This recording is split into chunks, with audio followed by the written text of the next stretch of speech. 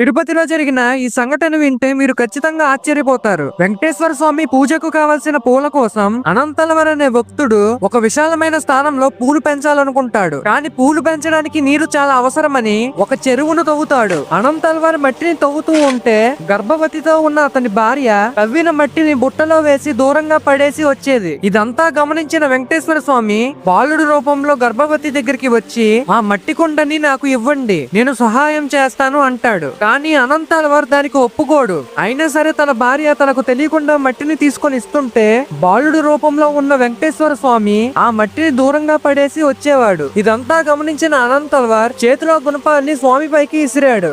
గుణపం బాలుడు గెడ్డానికి తగులుతుంది. ఆ బాలుడు వెంటనే ఆనంద నిలయానికి వెళ్లి మాయమైపోతాడు. పని ముగించుకొని ఆనంద నిలయానికి వచ్చిన అనంతలవర్ గర్భగుడిలో స్వామివారి గడ్డానికి రక్తం రావడం చూసి గుండెలు పగిలేలా ఏడుస్తూ తనని క్షమించమని వేడుకుంటాడు. గాయం నుంచి కలిగే నొప్పికి ఉపశమనంగా గెడ్డం పైన పచ్చ కర్పూరం రాస్తాడు. ఆ రోజు నుంచి స్వామివారి గడ్డానికి పచ్చ కర్పూరం రాయడం ఆచారంగా మారిపోయింది. ఫ్రెండ్స్, గోవిందా గోవిందా అని కామెంట్ చేయండి.